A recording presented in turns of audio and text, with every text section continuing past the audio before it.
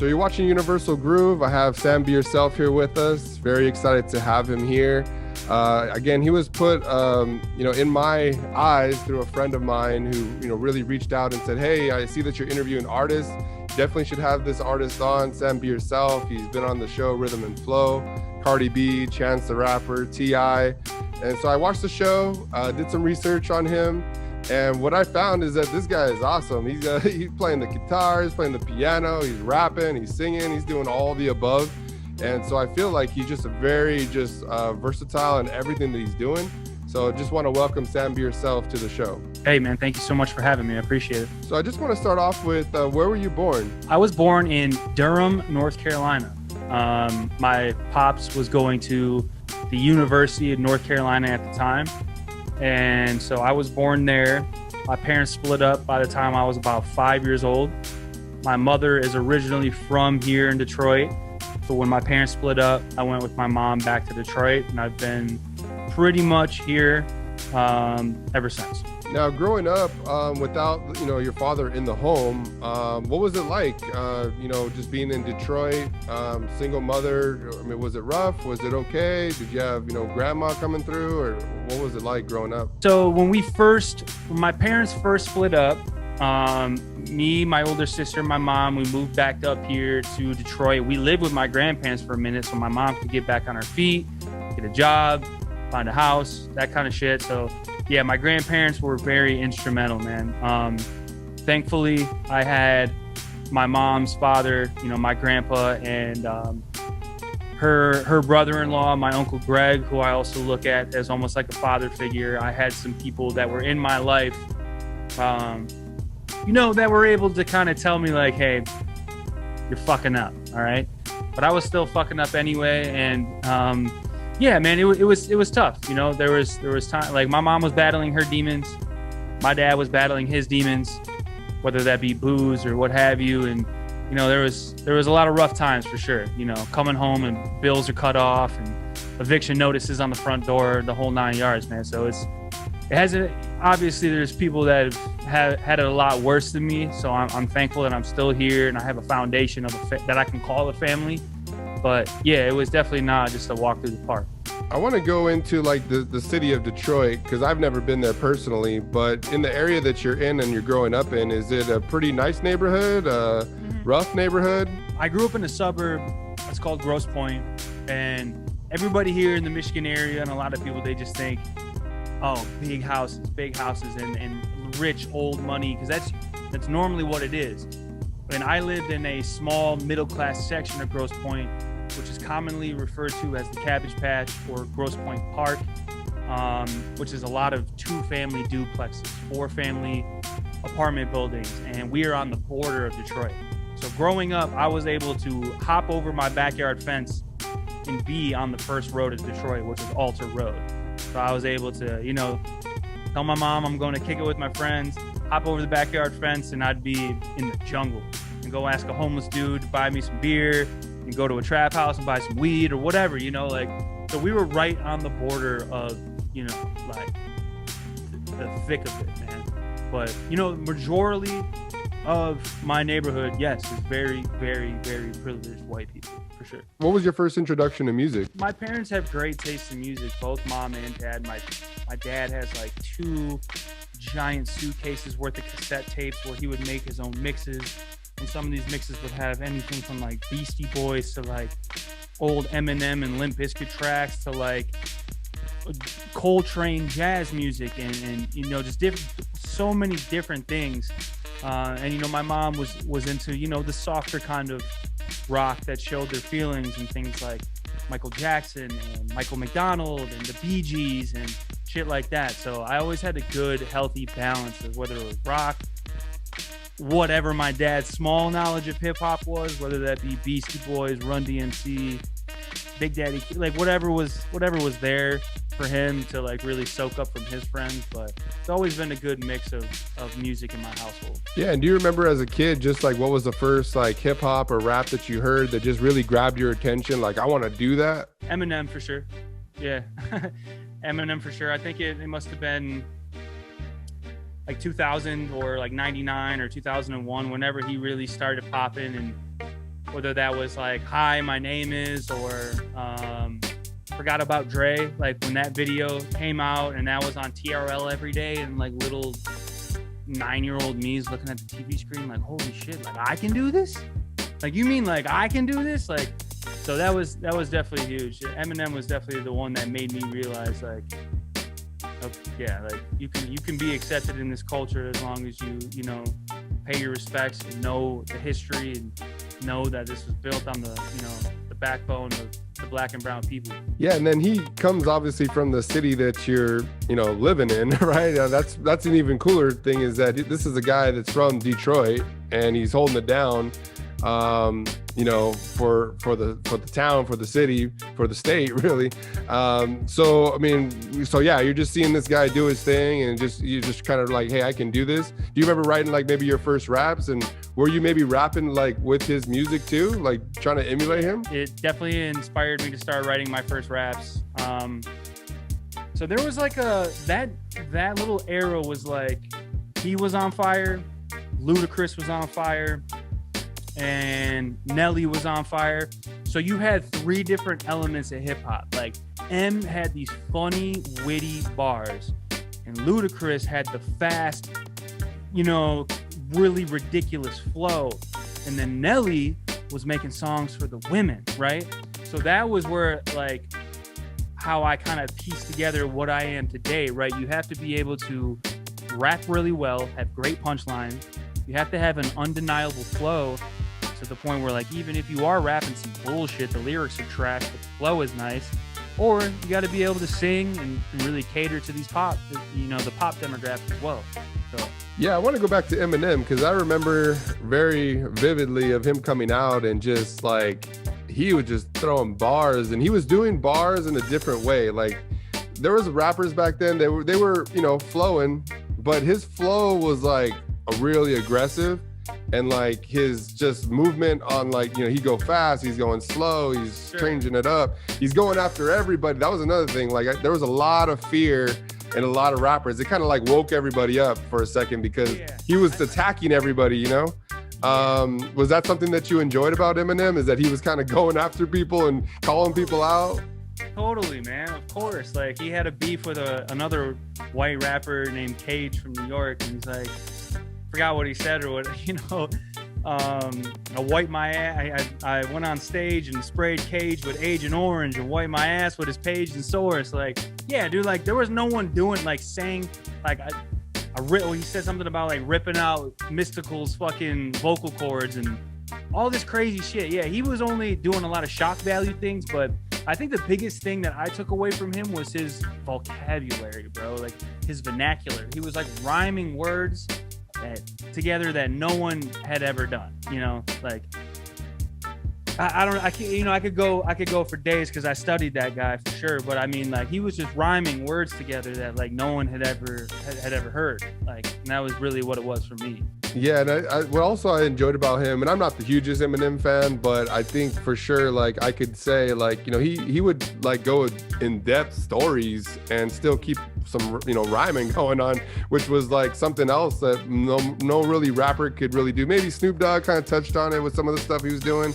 Yeah. Tupac maybe, but it kind of was more touchy. Yeah, you can tell he definitely got that stuff from like, you know, Biggie, Slick Rick. Yeah, these guys that would tell really intricate stories throughout an entire song, and he became really good at that. So I seen that in an interview that you really like kind of took off, or really wanted to start doing like 3rd grade. Is that kind of what happened there? Yeah, I mean, so 3rd grade is when I started playing guitar and shit like that, and really started like realizing that I could play instruments and I have a musical talent. So it was a difference between like learning about different bands and liking music, and then all of a sudden, you know, my neighbor is teaching me how to play guitar, and now he's got a drum set and he's playing guitar and I'm drumming and rapping at the same time.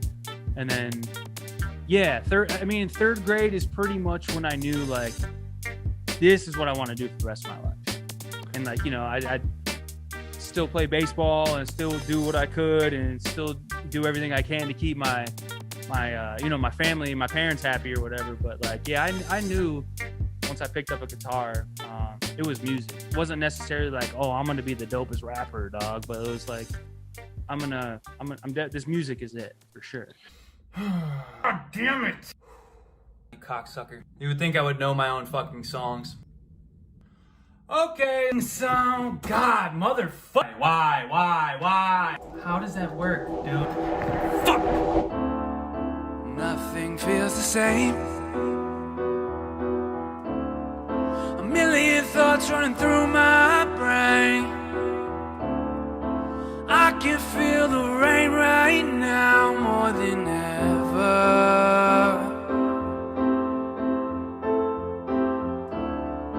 I've been here so long, I can't stop the show. I just sing a song, ain't nobody know. I can feel the rain right now more than ever. 1, 2, 3, hey! Yeah, I've been here before. This ain't nothing new. Talk down on my name, never walk around in my shoe. I don't show my pain, I sing the blues for you to see what I go through. And baby, let's take our time.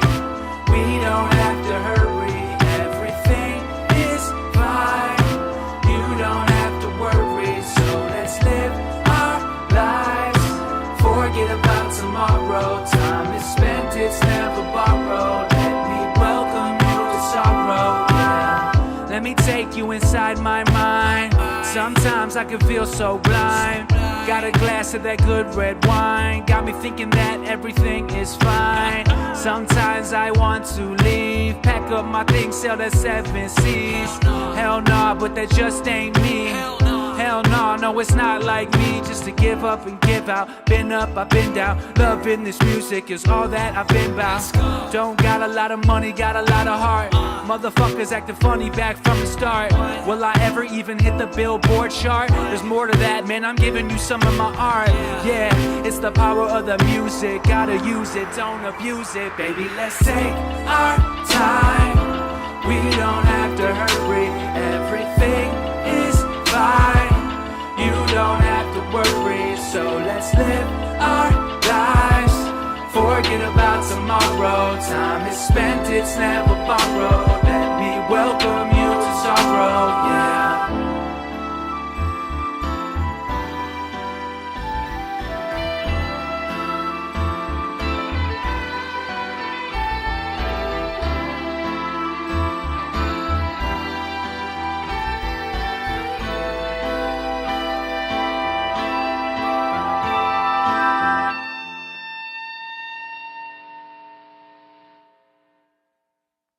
Took you long enough.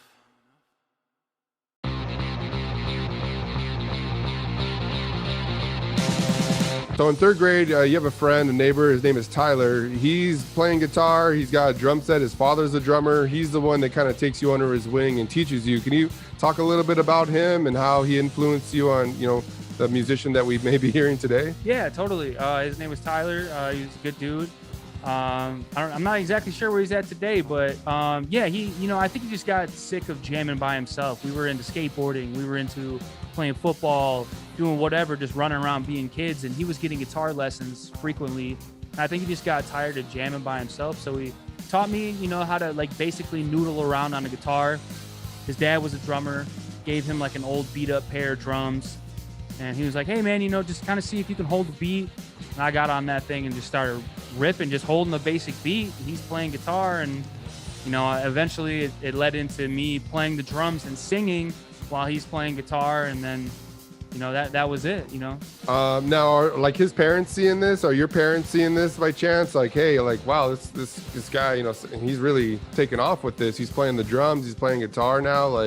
Are they kind of getting the picture just yet, or no? Definitely not when it started, man. I think they just thought we were just dumb kids with long hair who wanted to skateboard and listen to whatever, whether that be punk rock or rap or random rock music. No, I don't think they saw the end goal yet, for sure. Did you have a rap name at that point, or even a little band name between the two of you that's funny?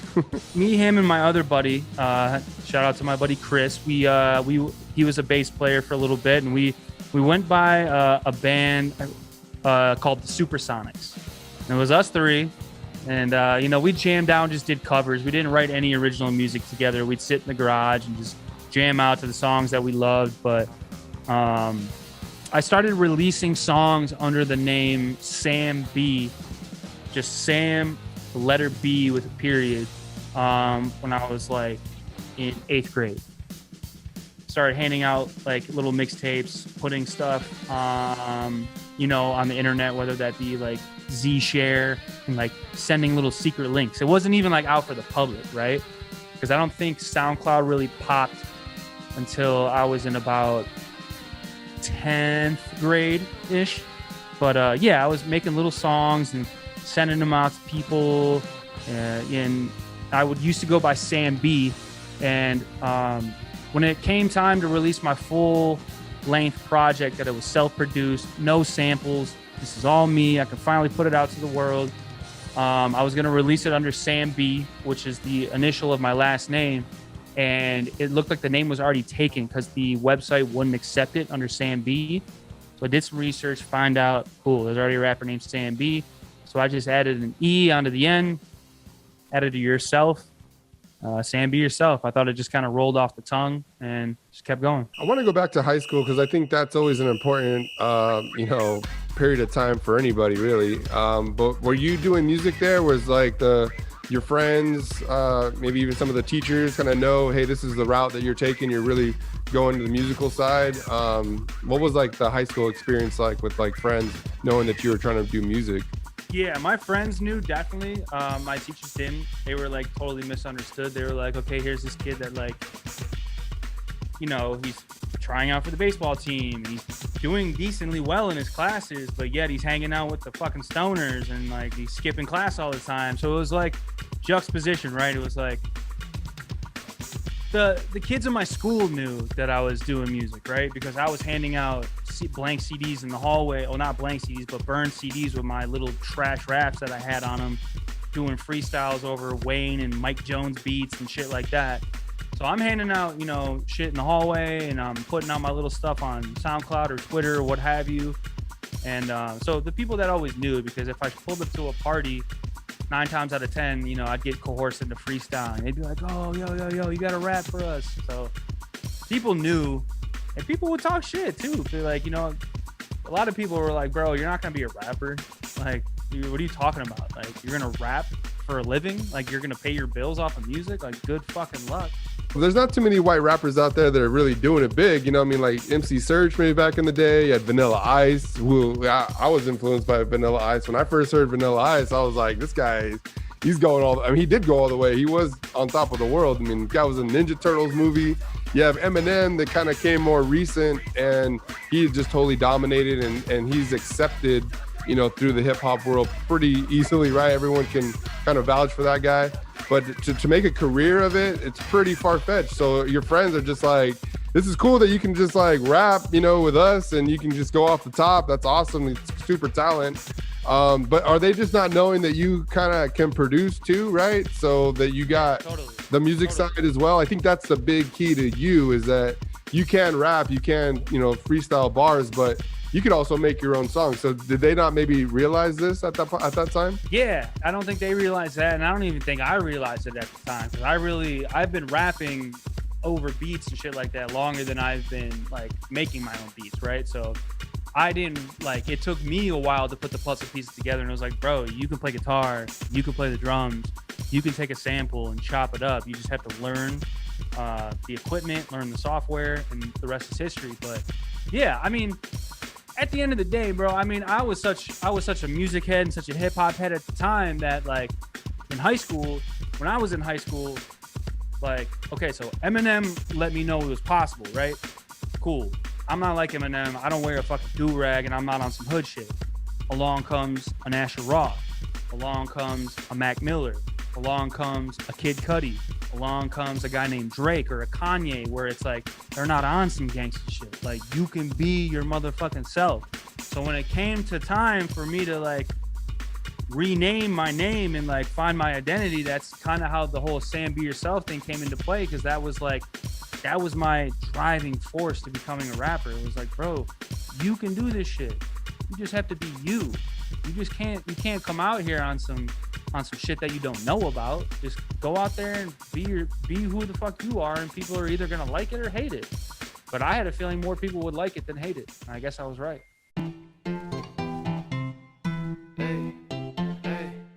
Hey, are we lit now? You know what I'm saying? Hey. I don't give a fuck what your name is. Yeah, I don't really care who you came with. Why you front on the gram like you dangerous, but you softer than a pillow and a blanket. Whenever you decide just to be yourself, that's the day you gon' see more wealth. I don't talk to the cops, no, I mean no tell. Got a lawyer I can call, I don't see no cells. I got the sauce for days. Tom Brady calling plays. Don't care about what they say. I go my separate way. I go against the grain. Invest in what I say. You know I'm here to stay till this music gets me paid. Dog don't wanna fuck with my team. Cabbage Patch Boys are back, reign supreme. 5 a.m. and I still ain't been to sleep.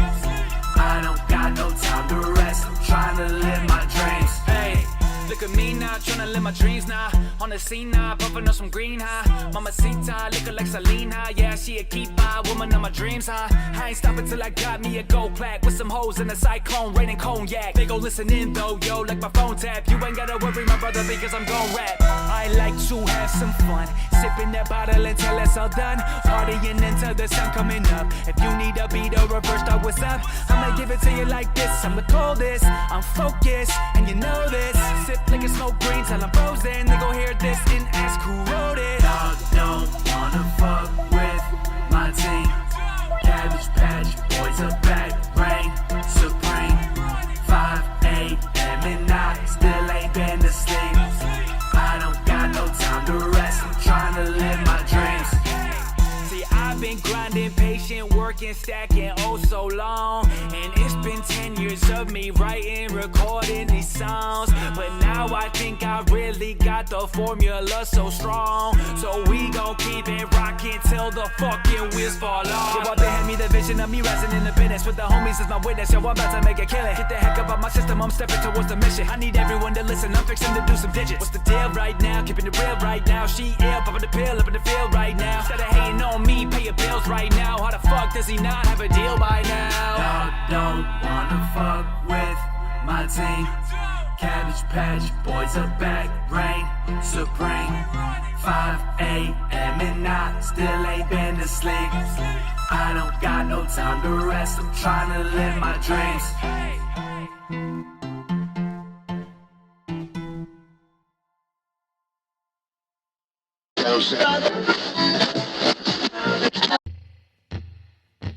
I was on a one-way trip to the money. Cause of 2020, now the future's looking funny. Gotta get a grip, smoking piff, sipping bubbly. Helps with all the pain in a world that's so ugly. Man, you know I ain't got no time to slow down. Are we on the same team? Cause I got to know now. Brand new scheme, cause baby it's 4th down. Give the ball to Sam B, guarantee a touchdown. Those who are persistent with their passion and having a little patience are gonna be the ones that see that everlasting greatness. Got a vision in my head and I can never shake it. This is your world for the taking. It's what you make it. What you make it. Yeah. You're now fucking with the most underrated in the rap game now. Oh. Once I drop that new shit, it'll never be the same now. Yeah. You're now fucking with the most underrated in the rap game now. Yeah. Once I drop that new shit, it'll never be the same now.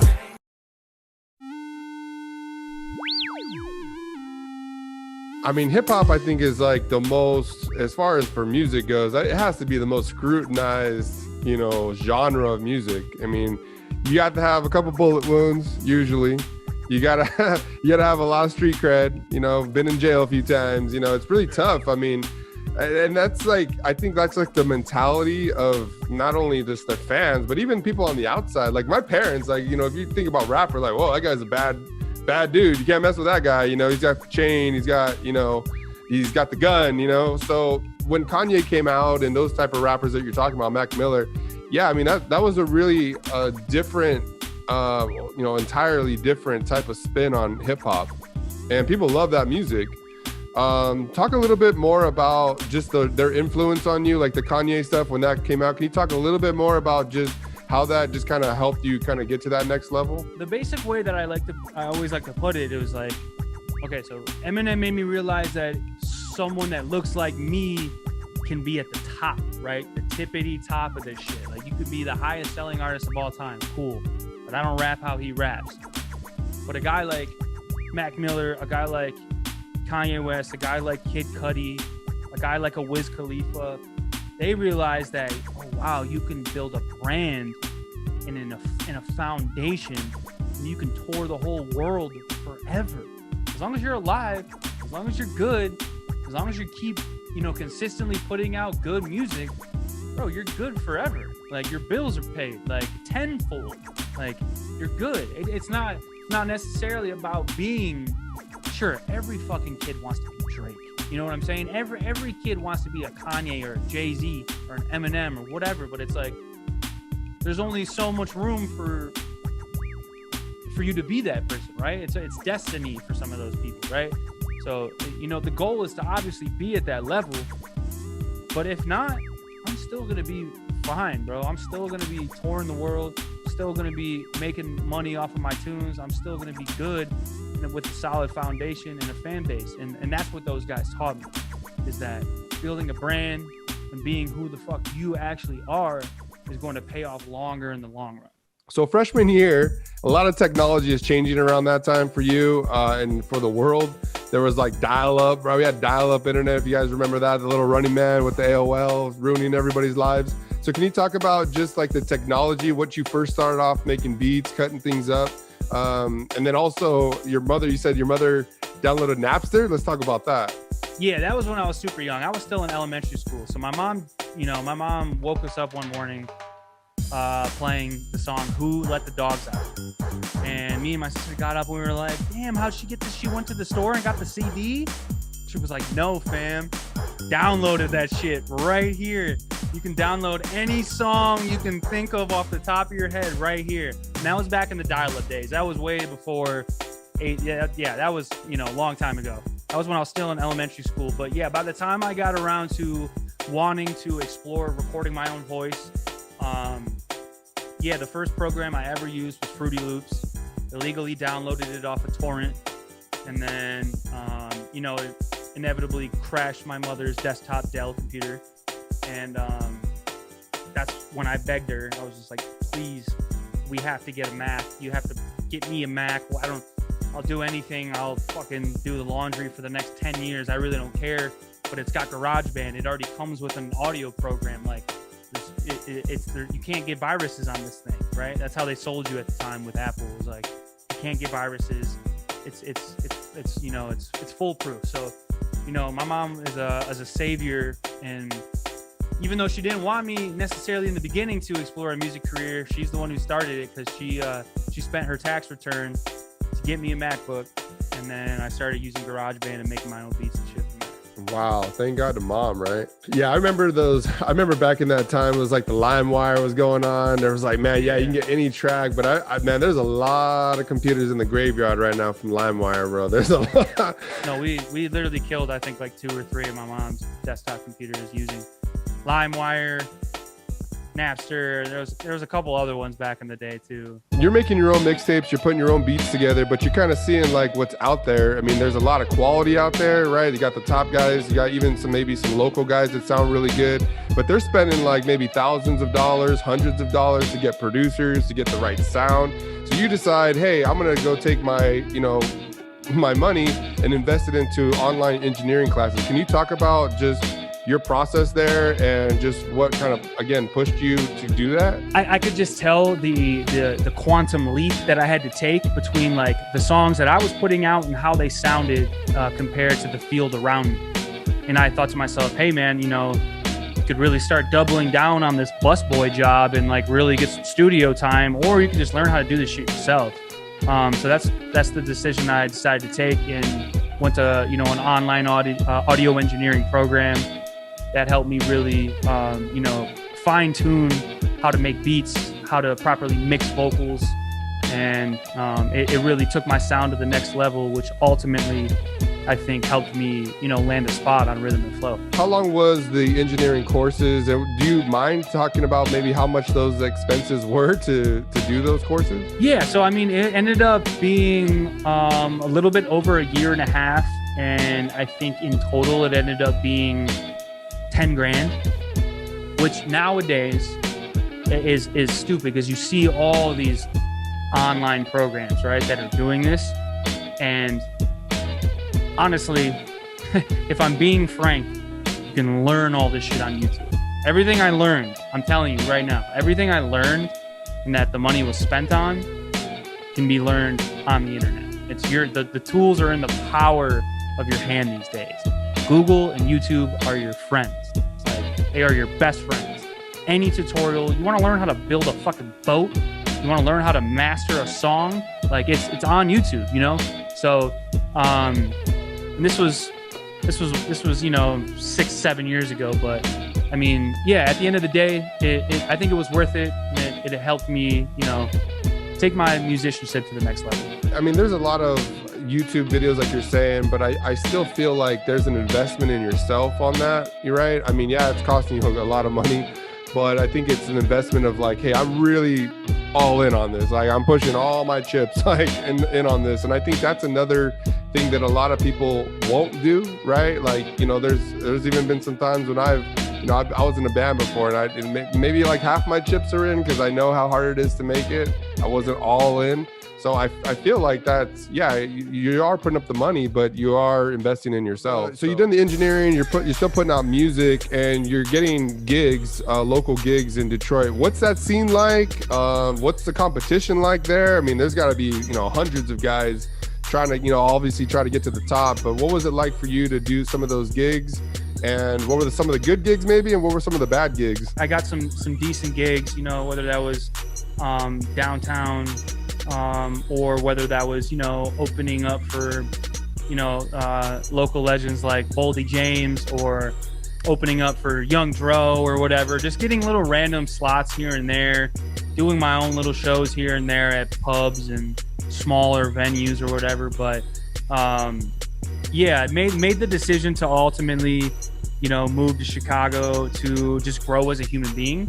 Because I knew that if I would just stay where I was here, just spinning my wheels, doing the same thing over and over again, I really wasn't going to see change. So I had to get out, make new friends, meet new people, have new experiences, work new jobs, go through new struggles and shit like that in order to grow. So that was the big change of scenery for me. It really helped me mentally. Yeah, and I think, again, that's another big leap that you have in your story, is that taking that, I'm in Detroit, I'm already doing it. A lot of guys might have just been like, hey, I'm here, I'm in the scene. I'm going to continue to do this until I get noticed. But then you really taking the leap to go to Chicago and like kind of start all over. I think that's really that's ballsy. That's like super ballsy to go there. At the end of the day, it's like, ain't shit gonna happen for me here. I didn't think at the time. Maybe it would have. Maybe I'm wrong. Maybe things would have worked out. Maybe something would have happened, or a song would have blown up or something. But at the end of the day, I just mentally and personally and like spiritually just needed new surroundings, man, to grow as a human, man. Like if you live in the same spot your whole life, it's like, how much did you really grow, kind of thing.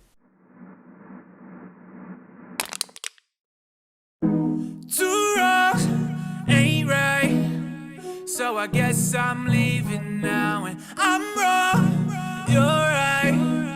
Yeah, that's always how it ends up. Ay, I held your weight down, on the verge of another mental breakdown, dealing with the same things, we just waiting for the pain to go away. Ay. And I thought things could not go wrong, now I'm stuck singing this song. I don't give no fucks, it's all on display right now. Every time I roll through, I was there to hold you, told you that I never go away. Now I'm about to show you, just like I'm supposed to, that you're the one making the mistake. Because two wrongs ain't right, so I guess I'm leaving now, and I'm wrong, you're right. Yeah, that's always how it ends up. Two wrongs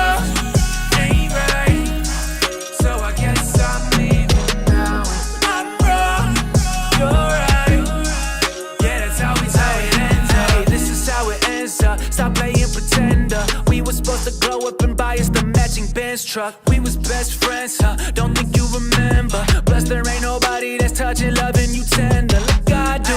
If you plan on leaving, there's no way to make you stay. Maybe it's best if we both just go our separate ways. Promised I love you until the end of all our days. Say you still love me and all of this was just a phase. I was there to hold you, told you that I never go away. Now I'm about to show you, just like I'm supposed to, that you're the one making the mistake. Because two wrongs ain't right, so I guess I'm leaving now. And I'm wrong, you're right. Yeah, that's always how it ends up. Two wrongs ain't right, so I guess I'm leaving now. And I'm wrong, you're right.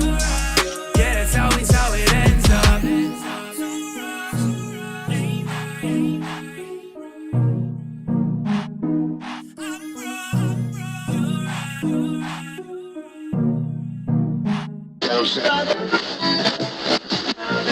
Spent the money on groceries for my mom, kid. Haven't gone a day without a job since 14. $200 Jordans, how you think I afford these? Spit more steez till your horse is more pleased. Hip hop's my wife, she could never divorce me. Seriously sinister spitting that will diminish you. Hard to find a kid in the city that keep it realism. Peter, pick it back up the pieces so we can see what's up. Completing my thesis and leaving all of you leeches stuck. Sleeping on me only causes more rage. Writing rhymes, barely slept in 4 days. Alcoholic ways only cause me more strain. Time to grab my pen and fuck.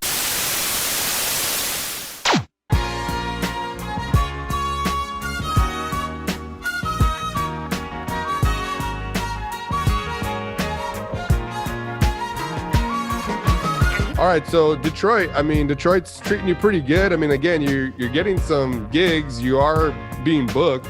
You decided to pick up the bags, go to Chicago, and it's just a whole different type of scenario there. So talk about some of the jobs that you were doing, odd jobs that you were doing, and then just kind of some of the scene there of how, you know, open mics that you were doing. Yeah, I worked more jobs when I moved to Chicago than like most people have in their entire life. Okay, so I'd be working the brunch shift as a bartender, change clothes in the bathroom at that joint, go to the next job, and I'm busting tables at a high-end restaurant. I quit both. I got out of the restaurant game completely, and I was selling windows door to door. Got out of that, working for a mortgage company, and then finally in Chicago. I worked for a logistics company as well. Walked out on that job. Literally just picked up my shit and fucking walked out one day. And then finally found a job kind of in my wheelhouse in Chicago, which is basically an online version of Guitar Center. So I was able to be around other musicians, and some of these guys were like, oh yeah, I do live sound for this band and I'm gone 6 months out of the year. So like it was very open door policy. Like, hey man, you're here, you're a customer service worker. I'd be on the phones, on the computer, trying to, you know, help customers set up their new DJ equipment or their speakers or their guitars, or sell them equipment. And so finally, it took me, you know, a year and a half to really land a job in my field that I was comfortable with, that I could make some money, you know, pay some bills. And then the rhythm and flow opportunity came. And when I told my boss at that job, he was like, let's go, baby. Like, it's your time. Your desk will be right here when you get back. And so I was able to go, you know, do the rhythm and flow thing and come back to a paycheck. It was nice. So you see an Instagram post by Chance the Rapper, and you decide, hey, I'm going to fill out this application and give it a whirl. I mean, at this point, again, you've pretty much done all the dirty work, right? You've been job to job. You know, you have done shows. You got obviously some songs, I'm sure, at this point.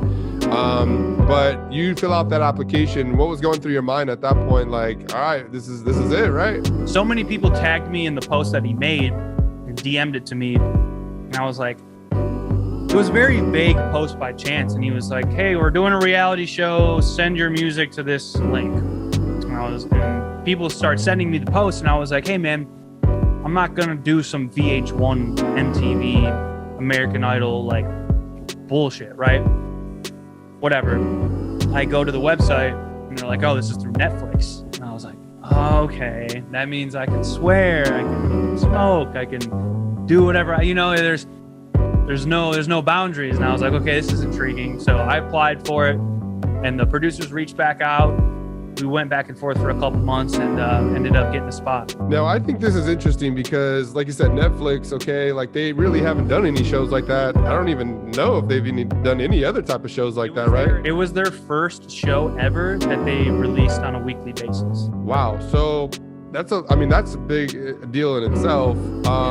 But as you know, again, here we go, you know, we're the white rapper, right? And, you know, I was looking at it and maybe just in my heart, just feeling like, man, even myself, let's say I'm a Mexican rapper that's going into that. Am I going to be the butt of the jokes? Like, were you thinking that in your head? Like, I could be just like one of those guys that gets on there and they clown me. Like, even though I got bars. I was just kind of like in my heart of hearts, just being like, hopefully I'm not the only Caucasian dude, right? I was like, man, they gotta have at least one or two more, right? But it was me, and it was my brother Jacob Campbell, who was also on the show, and we were the token white kids out of the bunch, and they tried to use that that more towards against me because I'm more of your typical white boy. Like Jacob's been through some shit. He's a little more rough around the edges. But I definitely got the butt of, being like the white rapper kind of thing. Like, ooh, how do you feel about being a white person in hip hop? Even though the Beastie Boys released an album in 1989 and sold millions of records. It's like, dude, I get it. Like, it's TV at the end of the day, and you got to do what you got to do to, make a compelling story. But I never let that shit once rattle me. I mean, I would like watch you like in the background, like when, someone's like, there's a lot of personalities there. So a lot of people are like going at it for whatever reason.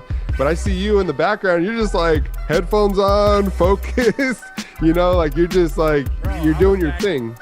People were making fun of me because I was backstage meditating before like each challenge and each performance. And I'd have fucking like 50 Cent Many Men playing in my ear, like while I'm meditating, like, like just getting ready for battle kind of shit. Like, no, it is what it is, man. Like, I wasn't going to go up there and make with a whack song or a whack verse. Like, they had, someone was going to have to get me out of there because, like, I was going to bring my A game every time. Yeah, and then I think even, like, Cardi B at one point, she calls you, like, what, Bill Gates' son or something like that? Like, a total insult. It was like, wow, like, I mean, that could just ruin you right there, right? Because, like, everyone's kind of, again, you're already kind of against the grain as it is. But I feel like, again, you seem very focused on there. You nailed everything that they requested of you, which I think is a really tough contest because not everybody's a battle rapper, right? They had the battle rap. You did that. I've never battled anybody in my life. Like, I've never done that shit, but I've seen 8 Mile. You know what I mean? Like, I know what it's like to be the underdog, right? Like, I know what it's like to. I study battle rappers. Like, I know Disaster. I know DNA. I know Meek Mill, Eminem. They came up in fucking battle rap. Big L. Like, I study. I wouldn't say I study. Like, I'm not the biggest battle rap fan ever. But like, no, I know what it takes, and I know like how hard you have to work and how you have to study your opponent to the point where I was writing battle bars on the plane that could have fit for anybody. Half of my verse that I used for the battle was pre-written on the plane on the way to LA because I knew it was a hip hop competition and I knew they were going to make us battle each other. So I was prepared. So by the time they were like, okay, now it's the battle round. You got to battle this guy. I was like, shit, half my verse is done. You're fucked. Bro, I'm telling you right now, they could have put me up against anybody. Much love to D-Smoke, the winner, Flawless. I don't give a fuck, bro. Like, they could have put me up against anybody, and I think I would have won. Yeah, and I want to talk about that because I feel like, again, like you kind of were like ahead of the curve from a lot of the people that were on there because whether they're fighting with somebody, whether they're like having a beef, whatever, like, were you kind of seeing around, like behind the scenes, like, were you like, man, I got this. Like, man, this guy's not studying the way I bet. He's not writing his rap on the freaking plane over here, right? I mean, are you seeing that? And talk about that. Totally, 100%. When I got there and I was able to like peek, the crowd out and talk to some people and like hear from a couple of people, like, yeah, I mean, I've only done like 2 shows. Like, this is all brand new to me. I was like, yeah, oh, here we go. Like, I've done 100 of them shits. Like, I performed in a room for 2 people before. Like, you don't even know. Like, so yeah, I definitely, once I got there, got my bearings set and like kind of peeked peeked out the rest of the competition. I was like, we're gonna be good. We'll be all right. And was there anybody in this competition that like when they had to do, let's say like the battle rap, do you see like people like looking around like, fuck, like I need to write something like right now, and just them really struggling? Because how long did they have? I know you already kind of working on it, but how long did they really have to get that battle rap like down? They gave us like a day and a half pretty much. So I think the Cypher challenge was on like a Monday. And then they told us Monday night, you know, after we won our Cypher thing, they're like, cool. There's 16 of you, or there's 8 of you left. You're all getting paired into groups of 2, and you're gonna battle. And everyone was freaking out right then and there. And people were thinking like they were gonna make us do the challenge that night. And I was like, you guys are tripping. Like, we've been filming for 15 hours. We're going home. Y'all better be ready on Wednesday. And I just remember Wednesday, I think it was like Wednesday afternoon, maybe around like 1 or 2 o'clock. I go up to the pool. There's like a rooftop pool at our hotel, and I go up to the pool and I grab a drink from the bar, and I see one of the contestants kind of pacing around, just getting some fresh air. And I grab a drink, and he's like, "Oh, word, you're drinking?" And I was like, "My verse is done." And I spit like 2 bars for him. He was like, "Fuck." Went back to his hotel room. He was like, "Fuck, I'm out." Dude, I was half my verse for the battle was done when I landed, bro. So once I found out who my opponent was, all I had to do was just rearrange a few bars, add a couple things here and there. I was like, it's a wrap. Talk about the behind the scenes. Like, what was the food like? Was the food like good? I mean, you getting like the Hollywood treatment or not really? Or they're just kind of like, really? What? Talk about that. And I mean, at the end of the day, all that money that they spend goes towards the production, the judges, like that money's gone. So they gave us like a little per DM or whatever. We got a little bit of money per day just to like get some food. But when you're on Hollywood Boulevard, how much food does that really get you? Like, unless you're gonna eat McDonald's 3 meals a day, it's like, no, we made it work. Any fun field trips that you guys might have took? No, there was like no downtime really. I mean, it would be like your call time is like you got to be in the lobby at 5:30, 6 a.m. Get on a bus, go to the studio, sit there. Everyone's got to do hair and makeup. Wait for the judges to show up. They got to do hair and makeup. Then we got to film, and then by the end of it, it's like 9 o'clock, 10 o'clock at night. I'd go to the bar right across the street from the W where we were staying at, Frolic Room on Hollywood Boulevard. I'd just have a couple drinks, go back to my room, and that was it. Wow. I wasn't so like a lot of people were out there like socializing and like sticking together and hanging out and doing shit, and I was like, it's battle mode. Like, I'm going to have drinks with my headphones in by myself and looking at random shit and then going back to my room. Like, that was it. Man, that's awesome. I was treating that shit like the NCAA tournament, like survive in advance. Like, every time we had a challenge and I made it through, I was like, game days in a couple days. Like, get ready, bro. Like, I was not letting my guard down. I was not getting friendly with people until it got down to like 5 or 6 people, and then I was like, okay, like, yeah, it became fun now because we became friends there at the end, That's cool. I mean, like, again, like watching it back, I kind of skimmed through it, but watching it back, just kind of seeing like your game face was on, I really like, that's how you should approach a show like that, because you really don't know what they're going to throw at you, right? It can come at you at all angles. And so I think your focus there. Now, one thing I also liked was that when you they give you like the studio time, I seen in your face, in your eyes, like, all right, now I'm in my element. Now it's really game over, because this is what I do at heart. Like, I am a rapper, but I do create my own stuff. So what was that experience like? Was the producer in the way at this point, or were they like super cool with you kind of giving suggestions? No, and they weren't, bro, because at the end of the day, it's TV. So like, they weren't going to trust me to like walk in there and be like, oh yeah, I think we should do this to the beat, and I think we should have a drop here. I think we should do this and that. I wasn't able to get into my engineer producer bag really, which was nice. Like we were talking about earlier, right? Like, it was just finally, there's a beat in front of me. There's a professional studio. I'm just going to write the words and I know it's going to come out good. So, no, I mean, I guess I could have been. I'm sure But I walked into the studio, they just played a couple beats, asked me to choose one. I chose one and wrote a song. That was it. And then the video, like I thought that the video came across really cool. I mean, I like that you were kind of like at a, you know, sweeping up, and then, you know, it's like kind of like a life thing. I thought that was pretty cool. What was that experience like, just kind of doing the video? Because I know you do a lot of videos now. So was that just like, well, you already had done videos or? Yeah, I'd done some professional videos before. So, I mean, it was just like it was pretty much like every other shoot. It just kind of seemed like there was more weight on the shoulders because it was like a Netflix thing. But yeah, that was, I mean, it was pretty much just like another day. It was just a freezing cold day in Detroit, and we shot all day and tried to muster through it. And it came out okay. It really didn't come out exactly the way I had envisioned it, but it is what it is.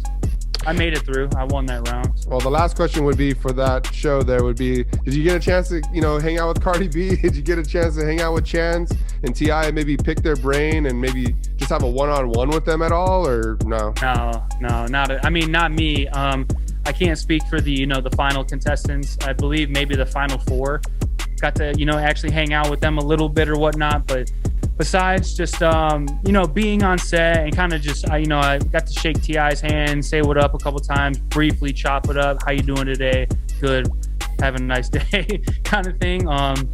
But no, I mean, you know, I just have like normal conversations, just kind of like in standing or in passing. But no, you know, they're like big time celebrities, and those production teams are real on point about that. Because like people that come on these reality shows, man, can be real fucking weirdos. So like they don't want the contestants and the judges to get like buddy, because then that interferes with who gets picked and how you judge someone. And like, so they do a good job of like keeping you separate until it's time to film. And then when it's time to film, it's just like, hey, what up? That's fucking T.I. Like, I used to listen to you while I was in the shower in 8th grade getting ready for basketball. Like, this is crazy. Like, yeah, you know, and it's wild. Like, so, but no, they do a good job of keeping everybody separate just because they don't want things to get weird or interfere or anything like that. You know, what did you learn from this experience? I mean, I think there's a lot to learn, but what did you learn about maybe yourself or maybe your career at that point? I mean, yeah, again, you didn't win the show, but what did you learn about yourself? I learned that I'm built for this. Like, that's really what I learned. It was basically the biggest lesson that I took from it was just like an affirmation that was like, yeah, dude, you can do this. Like any negative doubt that I had of like working 2 jobs in Chicago, or like, man, maybe I should give this up and get my fucking real estate license. Like, it was that final thing that I needed to be like, yo, man, you can do this for a living. You can be really good at it. You can excel. You can be one of the greats. And that was really all I needed. It was just that little bit of, that little dose of, you know, Hollywood, or, you know, recognition from legends like, you know, Grammy winners like T.I., Chance, and Cardi, or whatever you want to call it. It was just that affirmation of them telling me like, yo, that was fucking dope. I was like, cool, that's it. Hey, Sam, I need you to pull a double tonight.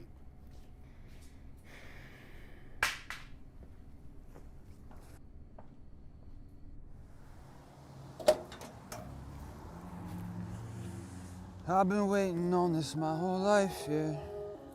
I've been working every single night, yeah. I was chosen, now they putting me on flights, yeah. I was destined for the glory and the hype, yeah. They just wanna catch me slipping, and they hate the fact I'm winning. I just love the fact I'm different, it's alright.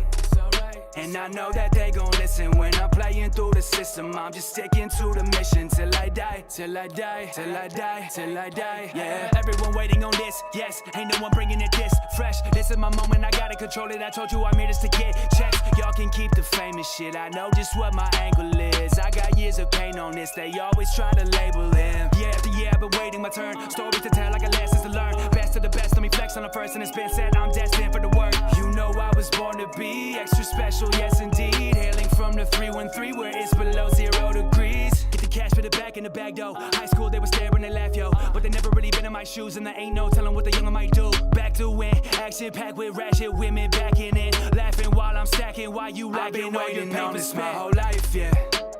I've been working every single night, yeah. I was chosen, now they putting me on flights, yeah. I was destined for the glory and the hype, yeah. They just wanna catch me slipping, and they hate the fact I'm winning. I just love the fact I'm different, it's alright. And I know that they gon' listen when I'm playing through the system. I'm just sticking to the mission till I die, till I die, till I die, till I die. Yeah, you thought that I was done. Too bad I've just begun. Won't stop until I've won. My best is yet to come. You rappers shouldn't tempt me. The gas is never empty. I'm about to go from riding buses to Beamers and Bentleys. They cannot manage me, no. Younger name Sammy, I'm back in my zone. They cannot stand to see, bro. Now that I'm living my fantasy, yo. They cannot manage me, no. The younger name Sammy, I'm back in my zone. They cannot stand to see, bro. Now that I'm living my fantasy, yo. My whole life, yeah. I've been working every single night, yeah. I was chosen, now they putting me on flights, yeah. I was destined for the glory and the hype, yeah. They just wanna catch me slipping, and they hate the fact I'm winning. I just love the fact I'm different, it's alright. And I know that they gon' listen when I'm playing through the system. I'm just sticking to the mission till I die. Till I die, yeah.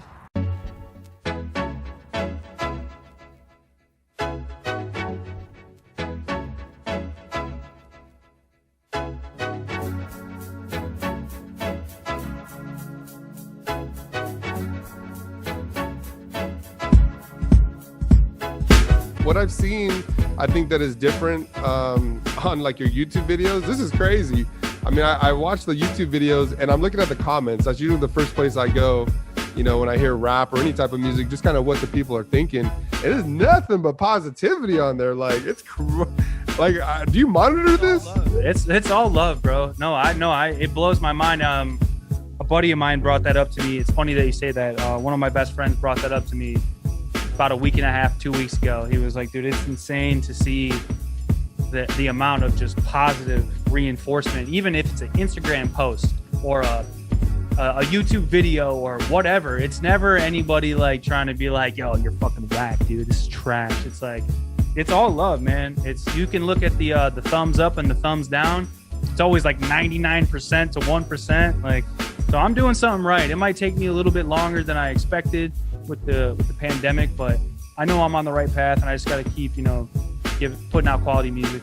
Yeah, and I think that's, I mean, if there's any reassurance right there for you that you need, I mean, you just got to look at those comments. I mean, I definitely highly advise anybody that sees this to go look at these comments. There was a comment on there that I see where the guy's like, man, I clicked this video because I just wanted to see like some trash shit. And then like halfway through, I'm like, this shit is fucking fire. Like, you know what I mean? Like, I'm like, wow. You came to the wrong motherfucking place, boy. Like, yeah. Dude, it's wild. I love it. I love that. But I mean, that to me, like, just speaks volumes, because people on there, like, there's so many trolls out there. And I've spoken to many different artists, you know, doing these interviews, and I mean, they get bashed. You know, people get bashed because of maybe the music they're doing, it's not the right style, or why are you taking this style, or why are you doing this? It's like, man, like, it can be really tough. But again, those comments are, I would say, like 99% positive. So it's got to keep you motivated. And now you're seeing fans, obviously after the show, you're seeing fans. Your Instagram, I think you mentioned, was like at 1,500, and now it's like at, you know, bazillion, right? So what was that like to kind of see like that grow and get that love back? It was awesome, man. It was literally a dream come true, you know? Like, it was an awakening moment for sure. Like I said earlier, it was kind of just a moment that was just like, I woke up every day and looked at myself in the mirror and was like, dude, you can do this. Like, you got it now. Like, you got it. It's just on me to keep it going and make sure we have a solid foundation underneath us to keep it going. And, you know, we're in a single driven market, so hopefully we can catch a tune and hopefully it'll take off or something like that. But yeah, man, we just got to keep it going as long as it takes, man. We're not going to quit. Yeah, that's awesome. And so when is the time that you drop Neverland? That's what the first song that's off that record is the first song that I heard, and that really sold me in my heart about you, was from that record. So how did that come about? You know, what are some of the highlight tracks that you have there? How long had you had those tracks in your back pocket? Well, yeah, that was Neverland. That whole project stemmed from me moving from Detroit to Chicago. not having a lot of friends, and now having this new fine-tuned method of recording and engineering and mixing, and being by myself a lot of the time. And that whole project was like me being in Chicago, like for the first year and a half that I was there. And it really came out as a quality project, and it sounded good, and it was banging. We had some videos behind it that were doing okay. But yeah, that was ultimately the project, I think, that landed, like, that got me the spot on Rhythm and Flow. And I explained to them, like, I mixed this, mastered it, recorded it myself, like made all these beats, did this, did that. It sounds this professional, like I'm the real deal. I had to like sell myself to these people, like, and I think that's what ultimately did it, you know, was that project. And I was able to, you know, put a website up behind my music. So I had a professional website done with all my links, you know, all the whole 9 yards. So even though I only had 1,500 followers or whatever, you could go to my website and it looked like I was a major label artist. So they saw that and they were like, okay, wow, he's taking himself serious. He's looking at this as a business. Like he really wants to do this. So, you know, I think they just took a shot. Yeah. And then what other advice that you have for, like, you know, up and coming rappers or someone that just really just wants to be a singer or in the music business? I think that's a big one. When you talked about that in previous interviews, of having the website, having your ducks in a row, I think that's really easy for, like, you know, a Netflix to come in and be like, yeah, like you're already doing it. You know what I mean? Like, can you talk a little bit about just doing that, you know, for yourself? Because I think that's huge. Again, I think that comes back where you're believing in yourself, you're believing in your product. Can you tell the others out there that maybe are thinking about building the website or taking this professionally what you should do? The first step is, like you said, just like, this has to be what you want. Like, how bad do you want this? Like, are you going to work 2 jobs and then go to an open mic after you just worked 2 jobs just to get your little rhymes or your little songs or your poetry or whatever it is? Are you going to do that? Like, are you going to ride on an Amtrak train for 9 hours just to go do a show to get paid $100? Like, first of all, you have to want it. You have to do everything that you possibly can in order to obtain it. And then, yeah, it gets to a point where once you realize you want to do this for the rest of your life, you got to start looking at it as a brand, as a business, and start taking yourself seriously. Start getting some assets behind you, whether that be a website, whether that be some merchandise, whether that be professional. It could be as simple as paying a local kid $500 to shoot a professional video for you. Because I think that's what did it for me. My video only had, I don't know, maybe 1,000 views, but it looked professional. It looked like I spent $5,000 on it when I literally only paid the kid $250.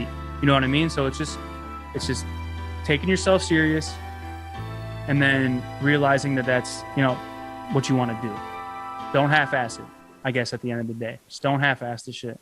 Yeah, and I think that's great advice. I think for anybody in anything that they do, really. That applies across the board for sure. So the Neverland, is there a specific track on there that you know, that is a highlight for you, or that, let's say we do a show? I mean, what track or two would be definitely part of the show? 5 a.m. was the track on there that really started getting around, and like I would do shows and like I'd see people like saying the lyrics back to me that are not my family or friends, they're complete strangers, shit like that. So yeah, 5 a.m. I think was the standout track on there for me. No More Mr. Nice raps. That one's a really like you just kind of take it like by the reins on that one. What's like some of the highlight tracks on that record, and just kind of what were the thoughts going into that record? Yeah, so I released that just kind of as a mixtape of like almost like victory lap, you know what I'm like a haha, fucking told you I would be able to do this. It was basically just a gathering of songs that I had been working on in that year span, where I had to keep the rhythm and flow thing quiet. So I was able to kind of be a little more braggadocio, be a little more talk my shit, get my things off and stuff like that. You can kind of hear that in the intro track. You can hear that on Hold Me Down, the second track. Yeah, that was just a collection of songs that was made in that year span of where I had to like my God, this giant Netflix show was coming out and I can't tell anyone about it. But, you know, I knew in my heart of hearts that it was going to be a big deal. So I was just talking my shit on there pretty much. And then the Isolation Chamber, obviously the show comes out, but then COVID happens, right? Everyone's life's ruined. But you come together and put the Isolation Chamber. This is a gathering of the songs that you were putting on Instagram. I was doing quarantine freestyles just to kind of keep my fan base engaged. And then it started growing my fan base and growing my following and stuff like that, just because I was consistently, like, every other day, every 2 days, putting out a new freestyle, whether that was just over somebody else's beat or making the song from scratch. And I'd get real in depth with the followers and be like, you know, let me know in the comments if you want me to drop this, if you think it's fire, or if I should just dead that. And then, you know, it'd blow up and be like, drop this. So I took all the, you know, original, there's a couple joints on there that were produced by a couple of my buddies, one from Canada, one from Detroit. But yeah, I just took all the songs that I could, because it ended up being like 20 to 25 freestyles or something like that, and I condensed it down into 10 tracks, just that were, you know, sample free, wasn't going to get any clearance issues or anything like that. And then just ended up putting out a project, and, you know, it did pretty well, and it's been holding people over for now, and just kind of dropping some singles in between.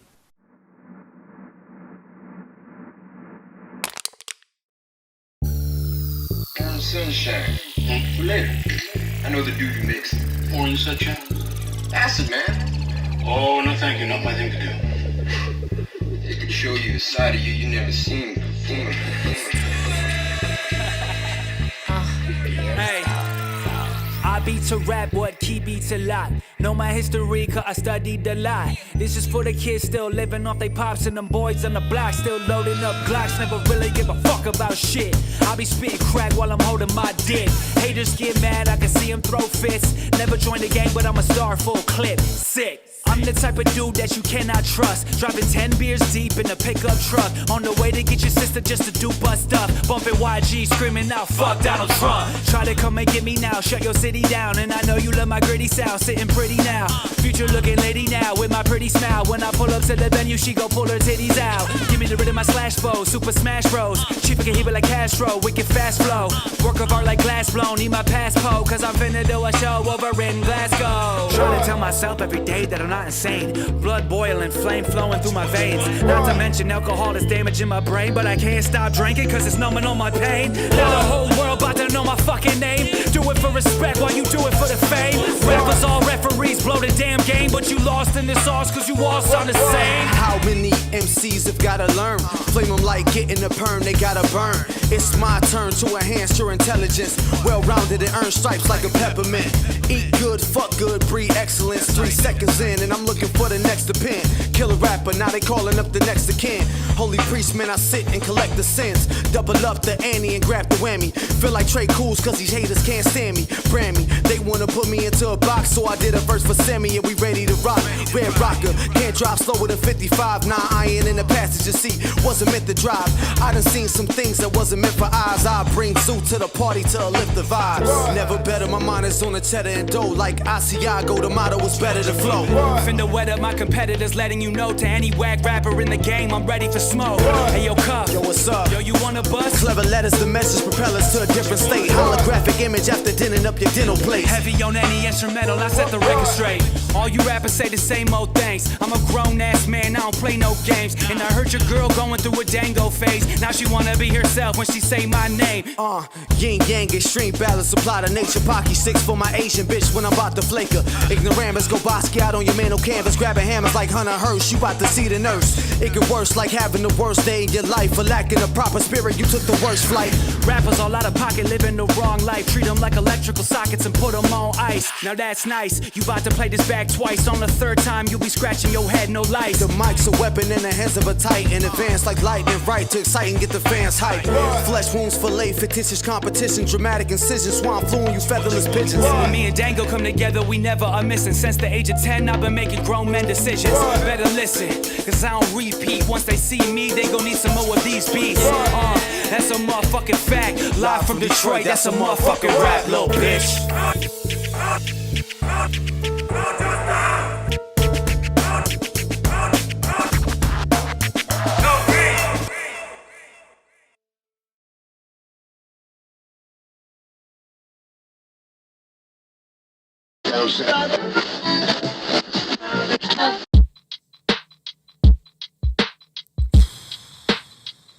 Shit's taking me a lot longer than I expected. Ain't no sunshine when she's gone. It's not warm when she's away.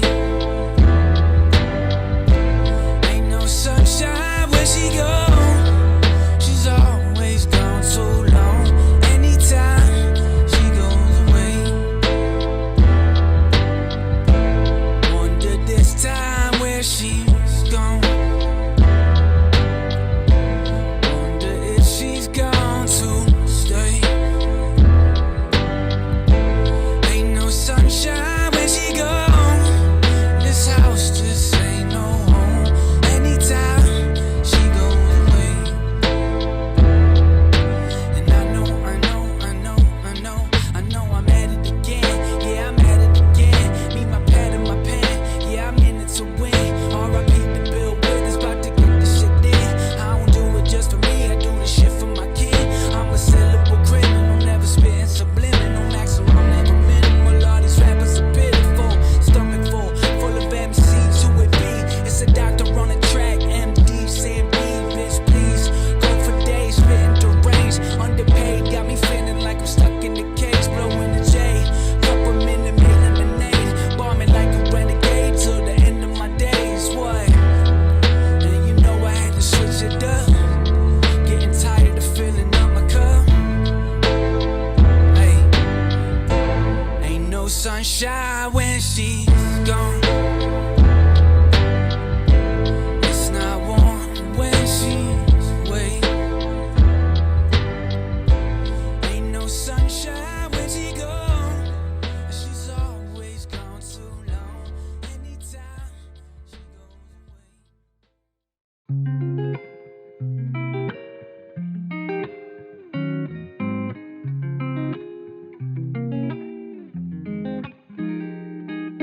For you, like, what is your workflow, Sam? Like, are you doing like the beat first? Are you doing on the guitar first? Like, what's kind of like your go-to? No, it basically changes every day with every song. I might have a beat sent to me from a producer. All I got to do is rap. I might come up with a little guitar lick here and there and be like, ooh, that'd be dope. Loop that, put some drums behind it. Or I might find some really awesome drums and then turn on the piano.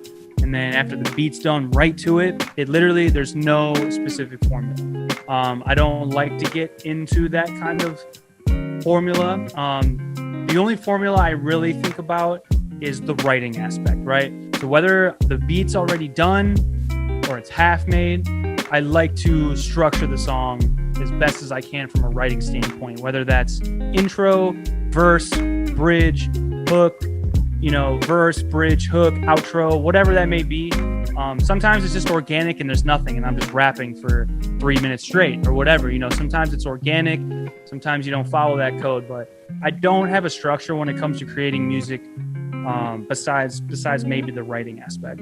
Yeah, I mean, I found out that like I would try to make like beats and I suck at that, but it was like I couldn't get into like, if I thought about like, oh, I want to make an emotional song, it would just never work out. Like no. Yeah, you can't. Yeah, I don't turn on my computer and I'm like, today I'm gonna make a I'm gonna make a happy song today, or I'm gonna make a Kendrick Lamar type beat.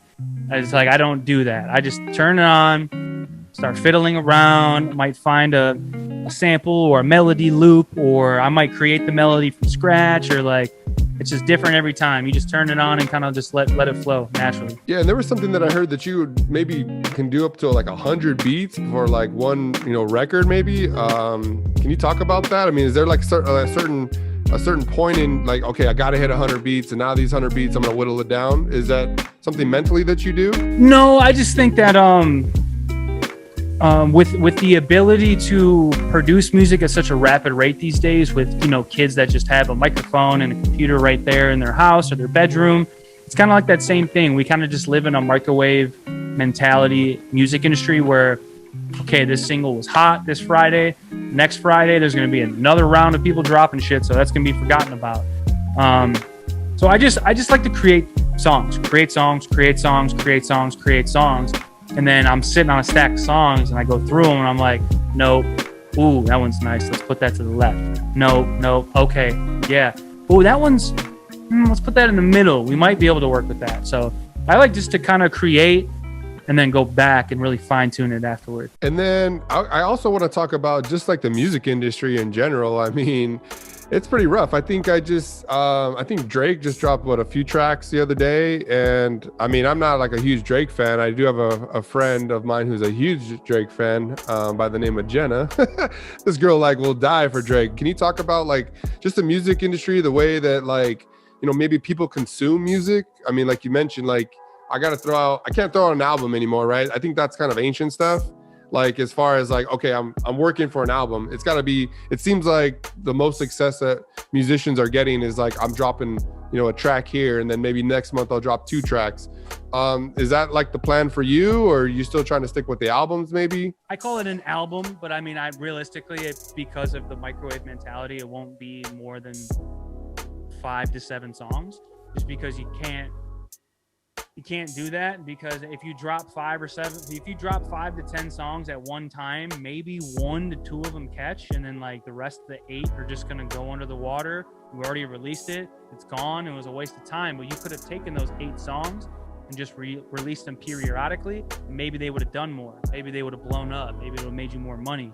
But yeah, we just live in a single-driven market these days with the way that the internet works. And it's crazy that you brought Drake up, because he put out, you know, a 3-pack, as you would say, right? He dropped 3 new songs as like a project, and each song came out on the Billboard 1, 2, and 3.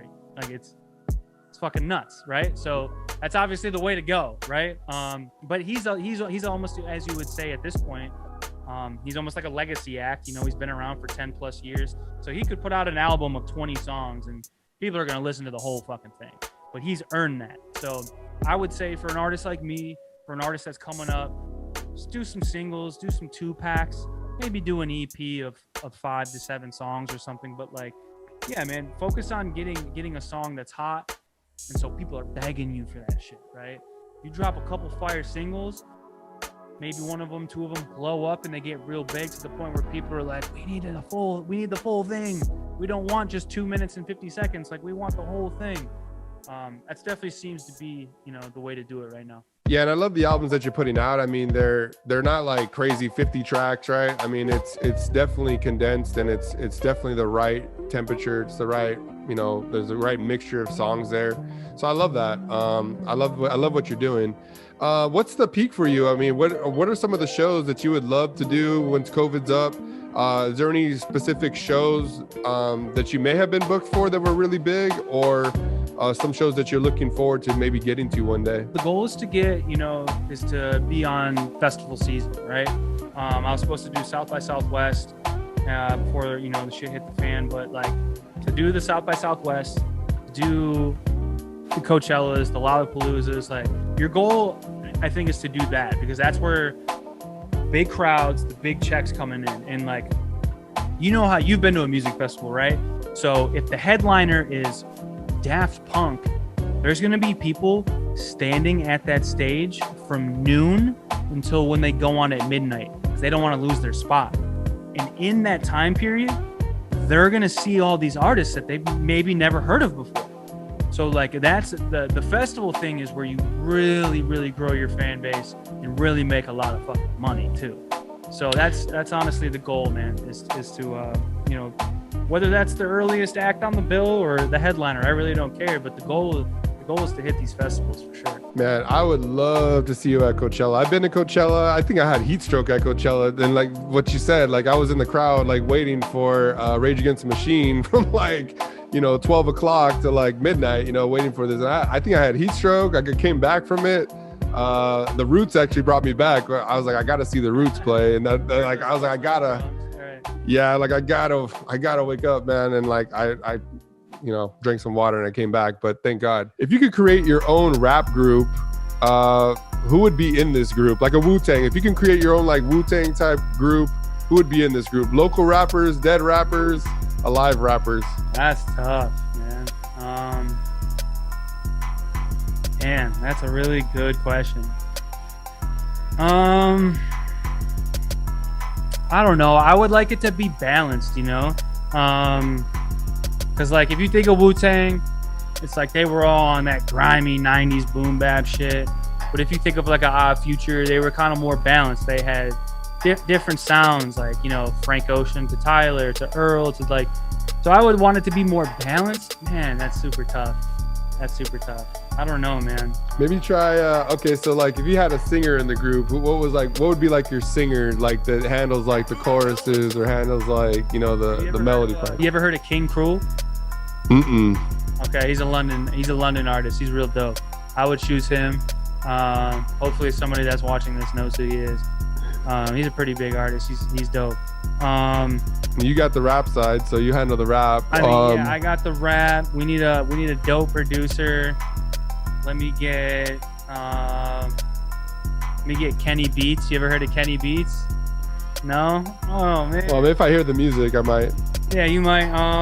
Yeah, I don't know. I mean, if you want to go generic, I guess you could do, as far as a producer, maybe like an Alchemist. Can't go wrong with Alchemist, right? We need a mumble rapper. we gotta have one of these new age cats in there. I'd put like a Lil Yachty in there. Maybe almost someone from Detroit. Like you ever heard of T Grizzly? What? I've heard the name. I don't know if I've heard the music. Small, but I mean that's a tough question, bro. I could sit here and answer that for like 2 hours. Okay, and then as far as a band, now that's kind of like a hip hop, you know, rap group. But I know you're kind of a rock guy as well. Like, is there any? I heard you mention like you know Jimi Hendrix on the track with you, but like dead or alive, if you could make a band, who would be in that band with you? Holy shit, good questions, man. Dead or alive? I'd put Jimmy at lead guitar, backup vocals, and then I'd put Bob Marley as the lead singer. I would put myself as the drummer, and then I would put Sting as the bass player, also a vocalist. No Ace Frehley? Ace Frehley don't make the cut? Well, yeah, he's like who inspires me mostly as guitar, but no, I think I'm definitely taking Jimmy over Ace Frehley. Ace Frehley's still alive. There's so many more dead great guitar players than Ace Frehley, who's like wrinkly, still doing like, you know, fucking shows in Vegas or whatever he's doing. He's probably still doing a residency at like some fucking Reno casino or something. Yeah, so man, I definitely want to thank you for doing this, man, sitting down with me here at Universal Groove. Really excited to put this out, really enjoyed the music. I'm definitely a big fan. I'm very excited for anything that you put out in the future, whether it be on Instagram, a record. It's really good stuff. So again, thank you. And do you have any plugs that you want to plug out? Anything that the people can look forward to? Yeah, we got some new music coming soon. I don't want to say too much because we're still working on it, but my latest single, I'm Leaving, is out now. And another single's coming very soon. Awesome. So again, I want to thank Sam Be Yourself for coming on the show. We will see you soon. Thank you very much. Peace. Peace.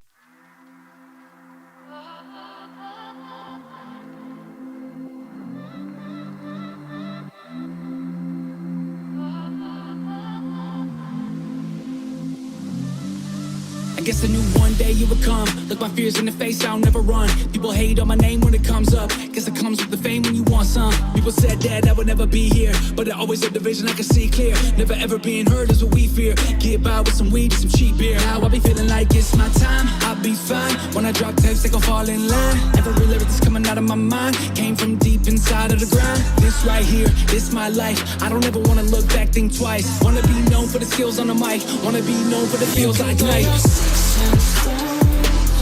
I use them all to build my throne. And even if you break my bones, your words will never hurt me. Words will never hurt me. You can throw your sticks and stones. I use them all to build my throne.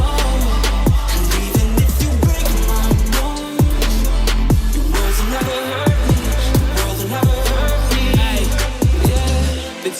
needed identity. I am who I am, don't pretend to be something I'm not, cause that energy will always come back around heavily. Now people wanna be friends with me, cause I am building this legacy.